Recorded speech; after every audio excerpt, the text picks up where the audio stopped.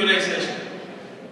If you came yesterday, you had choir event, you had leadership, you had colors, you had protocol, you had the social networking. Who went to those sessions, those education sessions? How did y'all feel about those sessions? They were good. All right. This was the first year that we did anything like that on Friday.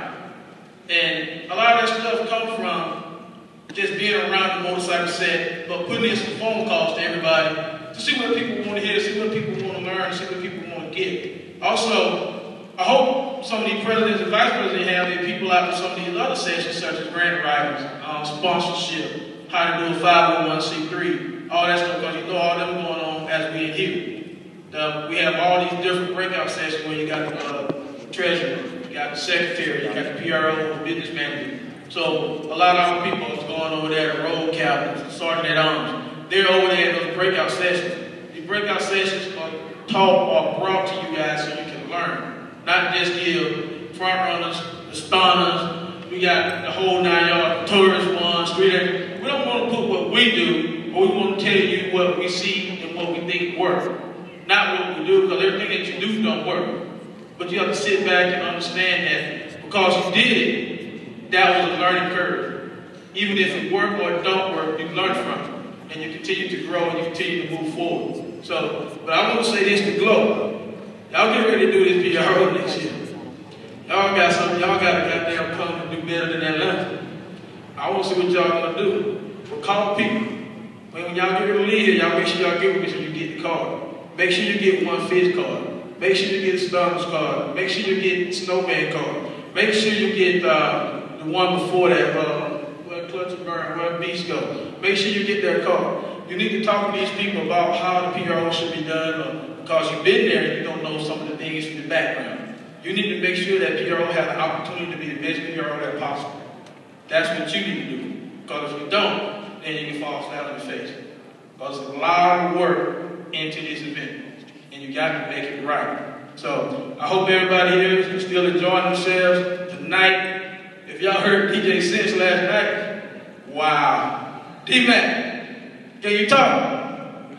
D-Mac, he was handling that microphone last night. Of course, you know, he was radio station down in Watertown. So he down in one route, he came up and put his 2 cents in and helped us out to make this party even better. But tonight, this thing gonna be off the charts.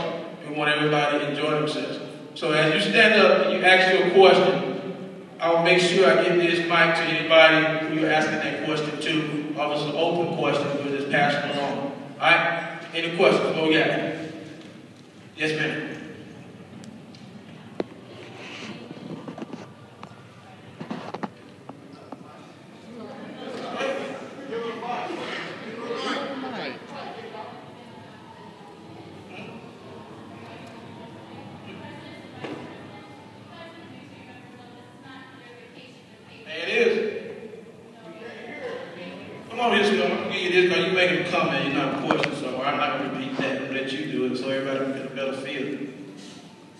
The statement that I made was that presidents and vice presidents, you need to let your members know that this is not a paid vacation.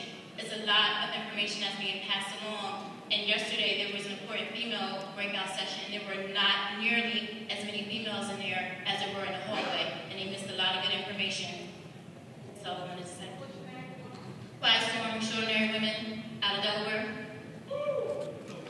Did we touch all 50 states or what?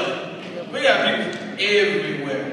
But when you stand up and you get ready to ask your question, make sure you identify yourself, where you're from. We like to hear that kind of stuff. But she's absolutely right. And stand up when you get ready to do it. But also, at that club, we've been going through this thing for 8 years. Every year, we make sure every officer in our club is a part of the breakout sessions and the entire convention. If you don't do that as a president and make sure that takes place, you're not doing what you're supposed to do. You're not teaching the people. We got 2 forms that teach, well actually 3, no, there ain't 3. You got 3 forms that really teach your club what to do. Teach your club what to do. Make sure you get somebody there. Have support. Make sure they learn what they need to learn. Send those people. You know, everybody, you know, pro and BTC, they got a little issues, but that's another form where you can learn stuff from. I've been the last 2 years. They only been around 2 years. They go in 2 weeks. You're going to go to Dallas and go there. Enjoy. It's all about learning. It's not about who like who like what. It's about learning. Next question. God damn, they covered everything. They covered it all. What's up, everybody? First of all, I want to say I'm D-Mac from the Notorious More Than One Robbins, Georgia chapter, and I want to say thank you to each one of these people on this panel because I learned a lot just by listening to them as potential, making me a better president and also my peers. No one's job is more important than the next person in here, but one thing that I'm sure that was touched on yesterday, I wasn't able to make the protocol meeting, but I know in my area, we have 1% of clubs of another race. The Outlaws and all of their support clubs. And I think it's important that everyone knows how to interact with them as you see them out and about in the streets. And if I may ask, Mr. Bolo, can you touch base on that today in reference to how we should carry ourselves when we run across, per se, the Outlaws, the Black Pistons and so forth? Because I've been in some situations where out of respect for them, whatever the case may be, but when it gets back to the outcast, it's completely different. It's completely different. So if you will, sir, can you touch bases on that? I'm gonna let Hardcore do this because I can speak for Georgia, but he can handle it better because all y'all are from Georgia, so what we do here might not be a hill of beans to y'all where y'all from. So I'm gonna let Hardcore deal with this international level.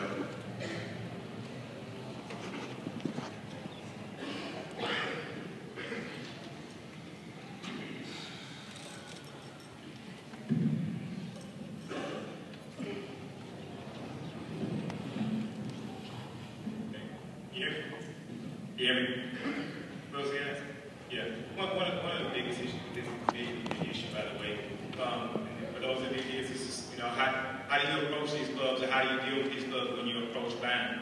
One of the things that we run across all the time is we get calls about you guys being out and about, and a white 1% club approaches you. The fact of the matter is they warrant, they want the respect. You don't just become a 1% club overnight, as you all well know that. You don't just become and appear out of nowhere as an outlaw motorcycle club.